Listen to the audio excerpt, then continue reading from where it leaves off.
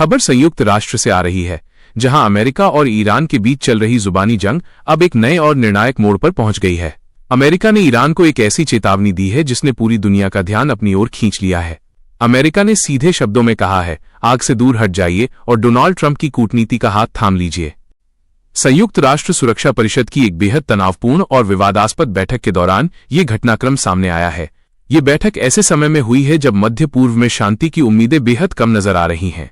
Washington और Tehran के बीच बढ़ते तनाव ने न केवल इन दो देशों को बल्कि पूरी दुनिया को एक अनिश्चित भविष्य की ओर धकेल दिया है। इस बैठक में दोनों देशों ने कूटनीति की बात तो की, लेकिन उनके शब्दों में छिपी कड़वाहट और परमाणु समझौते को लेकर गहरी होती खाई ने साफ कर दिया कि रास्ता इतना आसान नहीं है। इस पूरी खबर को विस्तार से समझने के लिए हमें उस माहौल को देखना होगा जो इस समय संयुक्त राष्ट्र में बना हुआ है।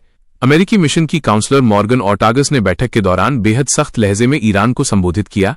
उन्होंने कहा कि अमेरिका आज भी कूटनीति के लिए तैयार है, लेकिन इसके लिए तेहरान को अपनी जिद छोड़नी होगी। ओर्टागस ने एक बहुत ही कड़ा और स्पष्ट संदेश देते हुए कहा, राष्ट्रपति डोनाल्ड ट्रंप ने अपने दोनों कार्यकालों के दौरान हमेशा ईरान की तरफ कूटनीति का हाथ बढ़ाया है, लेकिन इसके जवाब में ईरान ने केवल आग को चुना है। हम आपको सलाह देते हैं कि आग में हाथ डालना बंद करें, आग से दूर हट जाइए और राष्ट्रपति ट्रंप द्वारा बढ़ाए गए कूटनीति के हाथ को थाम लीजिए।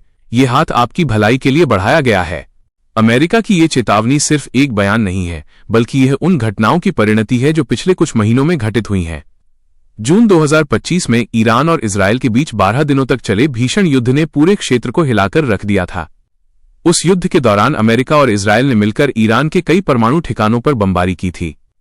इस सैन्य कार्रवाई के बाद वॉशिंगटन और तेहरान के बीच बातचीत के सारे रास्ते लगभग बंद हो गए थे। जून के अंत में होने वाली छठे दौर की वार्ता को भी रद्द कर दिया गया था।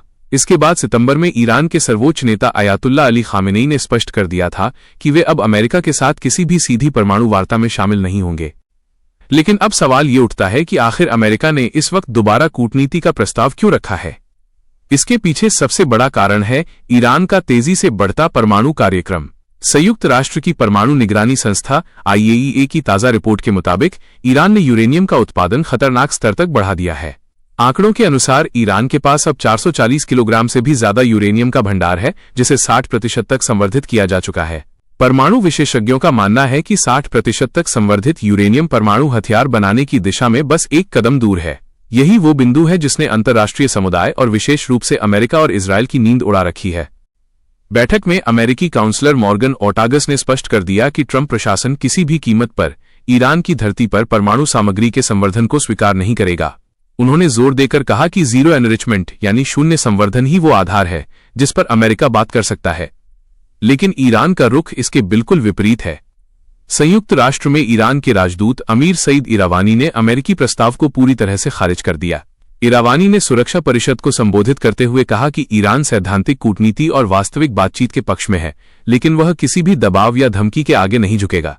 ईरानी राजदूत ने अमेरिका, ब्रिटेन और फ्रांस पर पलटवार करते हुए कहा कि अब जिम्मेदारी इन पश्चिमी देशों की है कि वे अपना रवैया बदलें। उन्होंने कहा कि अगर पश्चिमी देश वाकई शांति चाहते हैं तो उन्हें पहले विश्वास और भरोसे को बहाल करने के लिए ठोस कदम उठाने होंगे। इरावानी ने अमेरिकी मांग को अड़ियल रवैया करार दिया और कहा कि ईरान के पास 2015 के परमाणु समझौते के तहत अपने अधिकारों का उपयोग करने का पूरा हक है। उन्होंने साफ कर दिया कि ईरान अपने संवर्धन कार्यक्रम को बंद नहीं करेगा, क्योंकि ये उसके संप्रभु अधिकारों का हिस्सा है। आज की स्थिति ये है कि एक तरफ अमेरिका मैक्सिमम प्रेशर यानी अधिकतम दबाव की नीति के साथ ट्रंप की कूटनीति की पेशकश कर रहा है, तो दूसरी तरफ ईरान अपनी परमाणु क्षमताओं को ढाल बनाकर खड़ा है। अंतर्राष्ट्रीय विश्लेषकों का मानना है कि डोनाल्ड ट्रंप की वापसी के बाद अमेरिका की विदेश नीति अब पहले से कहीं अधिक आक्रामक हो गई है। ट्रंप प्रशासन का मानना है कि केवल सख्त प्रतिबंध और सैन्य दबाव ही ईरान को बातचीत की मेज पर ला सकते हैं। वहीं ईरान ये संदेश देने की कोशिश कर रहा है कि वो आर्थिक प्रतिबंधों और सैन्य खतरों का सामना करने के लिए पूरी तरह तैयार है। इस विवाद का सबसे चिंताजनक पहलू ये है कि अगर दोनों पक्ष अपनी अपनी शर्तों पर अड़े रहे तो आने वाले समय में सैन्य टकराव की संभावना और बढ़ सकती है। इजरायल पहले ही कह चुका है कि वो ईरान को परमाणु हथियार हासिल करने की अनुमति कभी नहीं देगा। जून में हुई बमबारी इस बात का सबूत थी कि इजरायल अपने वादे को लेकर गंभीर है। अब जब ईरान ने यूरेनियम भंडार को और बढ़ा दिया है तो आने वाले दिन पूरे विश्व के लिए चुनौतीपूर्ण साबित हो सकते हैं। संयुक्त राष्ट्र की इस बैठक ने ये तो साफ कर दिया है कि कूटनीति की खिड़की अभी पूरी तरह बंद नहीं हुई है, लेकिन उस खिड़की से अंदर आने वाली हवा बेहद गर्म है। अमेरिका का आग से दूर रहने का संदेश ईरान के लिए एक अंतिम चेतावनी की तरह देखा जा रहा है। ट्रंप प्रशासन चाहता है कि ईरान अपनी परमाणु महत्वाकांक्षाओं को त्याग दे और एक नया समझौता करे जो अमेरिका की शर्तों पर आधारित हो। लेकिन क्या ईरान के सर्वोच्च नेता और वहां की सैन्य व्यवस्था इस समझौते के लिए तैयार होगी? इस समय पूरी दुनिया की नजरें तेहरान पर टिकी हैं। क्या ईरान ट्रंप का हाथ थामकर अपने देश को आर्थिक संकट और युद्ध के खतरे से बाहर निकालेगा, या फिर वो संवर्धन की अपनी राह पर आगे बढ़ते हुए एक बड़े टकराव को निमंत्रण देगा? इस बैठक के बाद ये स्पष्ट है कि कूटनीति के नाम पर दोनों देश एक दूसरे को परख रहे हैं। अमेरिकी विदेश नीति में ईरान हमेशा से एक बड़ी चुनौती रहा है और अब 2025 के अंत में ये संकट अपने चरम पर पहुंचता दिख रहा है। अंत में ये कहना गलत नहीं होगा कि मध्य पूर्व की शांति इस समय एक बेहद नाजुक धागे से लटकी हुई है।